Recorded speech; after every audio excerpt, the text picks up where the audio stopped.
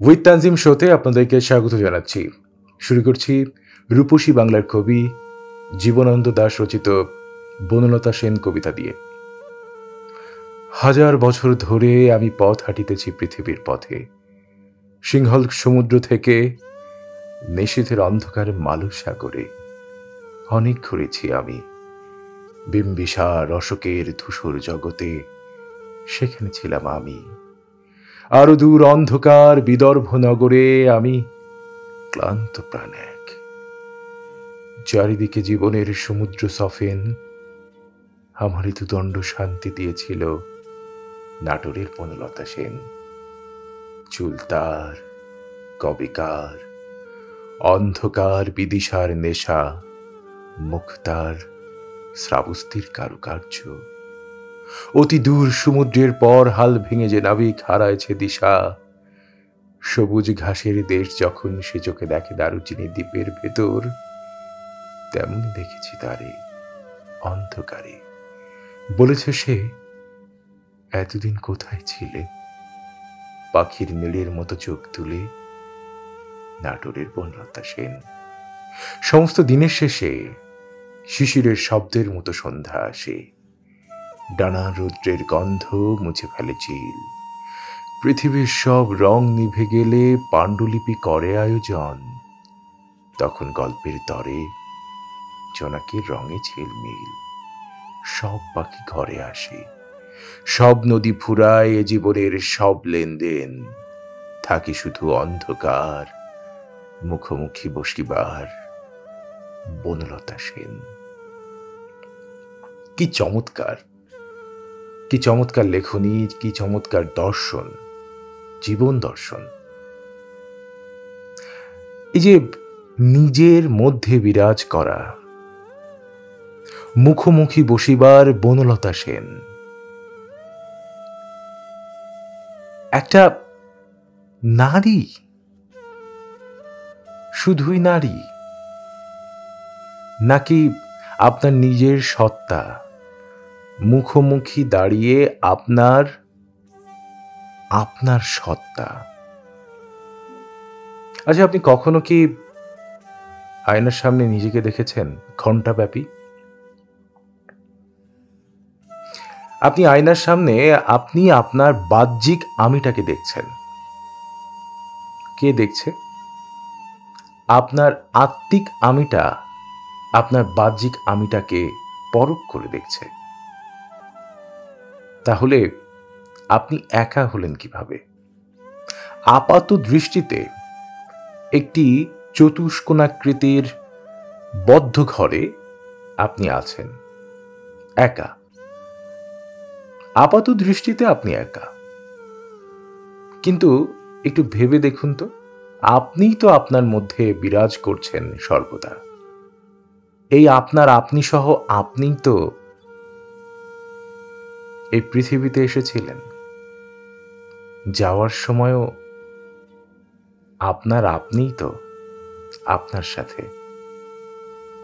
তাহলে আপনি একা কোথায়?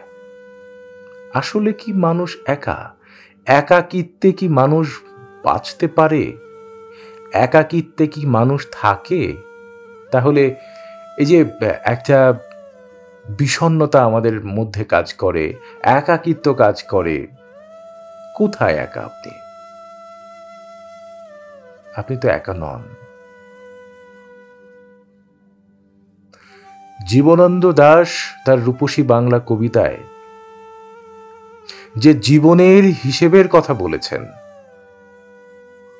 হাজার বছরের এই ভূখণ্ডের মানুষের যে ইতিহাস বলেছেন, সিংহল সমুদ্র থেকে নিশীথের অন্ধকারে মালুই সাগরে।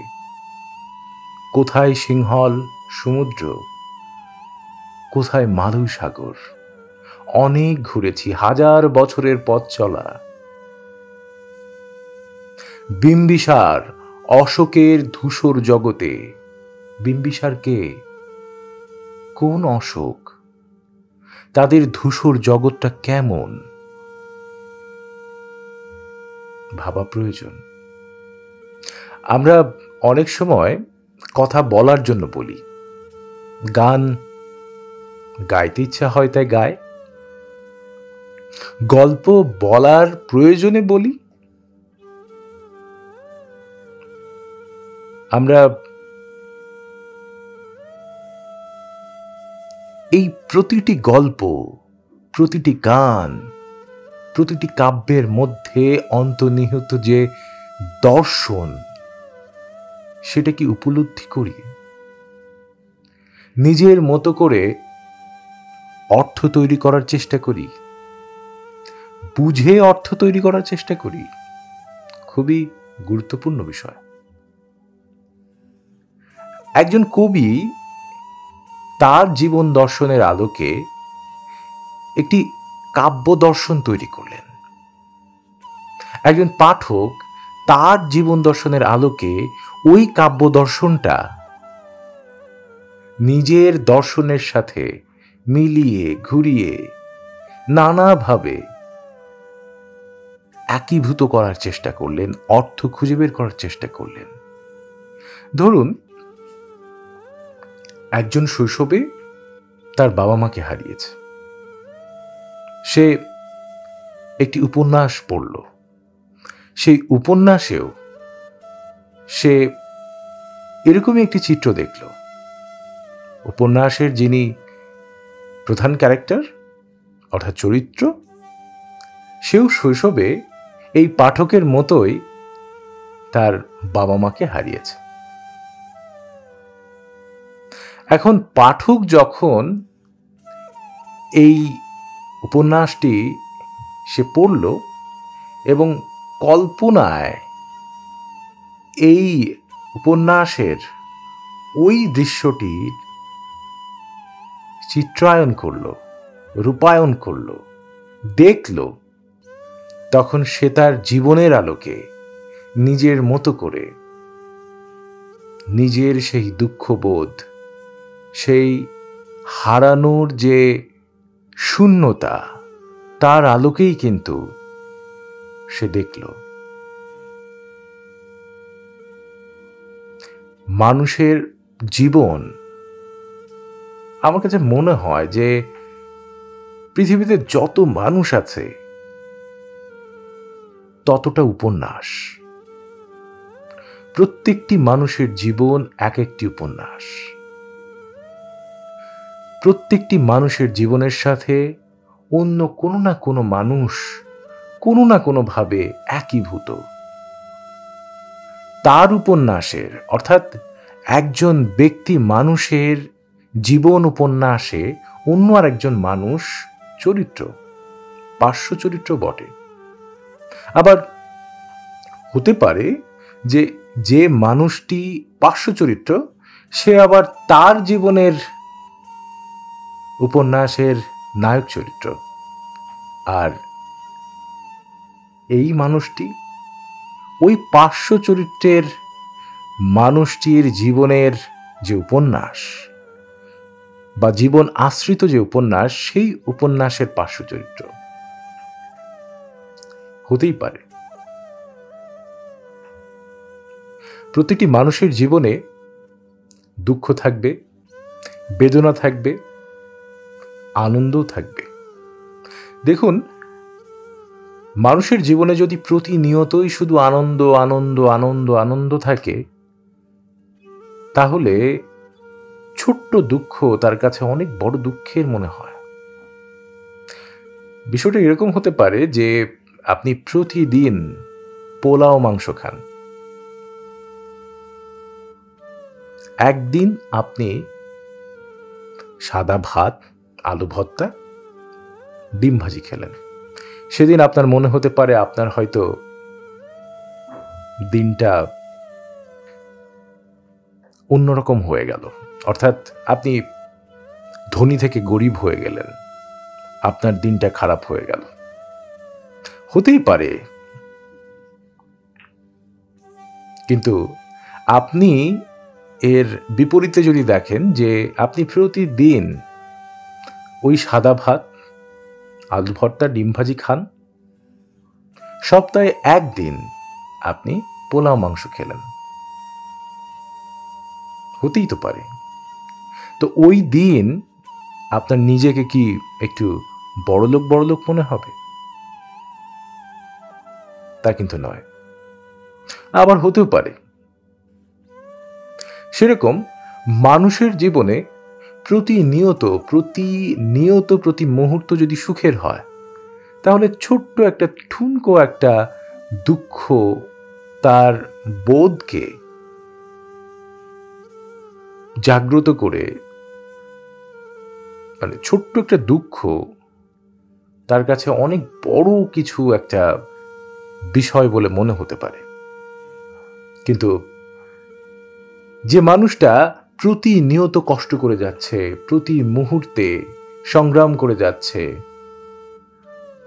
সেই মানুষটি যখন একটু সুখের দেখা পায়, তার কাছে সেটা কিন্তু অন্ধকার আকাশে, মেঘলা আকাশে এক চিলতে রোদ্দুরের মতো। অন্যরকম একটা ভালোবাসা, অন্যরকম একটি ভালো লাগা। আবার এরকমও হতে পারে যে আপনি প্রতিনিয়ত প্রতি মুহূর্ত আপনি দুঃখ সুখের মিশেলে কাটাচ্ছেন, এটাও হতে পারে। সেটাও অন্য ব্যাপার, সেটাও হয়। কিন্তু শত দুঃখের মধ্যে থেকে যদি আপনি সুখটা খুঁজে পান, একটু জীবনটা যদি সুখের হয়, তাহলে এটা কিন্তু অন্যরকম অনুভূতি। সুখের সুখটা আপনি হয়তো তখন খুব ভালোভাবে উপলব্ধি করতে পারতেন। আপনি তৃষ্ণার্ত, আপনি ৩ দিন ধরে তৃষ্ণার্ত। ৩ দিন পরে আপনি এক ফোঁটা পানির দেখা পেলেন, পানি পান করলেন। তখন আপনার অনুভূতি কি হবে? তখন কিন্তু আপনি আরো তৃষ্ণার্ত হয়ে উঠবেন, আরো পানি খাওয়ার জন্য। আপনি পেট ভরে, আপনি অন্তর ভরে, আত্মা ভরে আপনি পানি পান করলেন। আহ!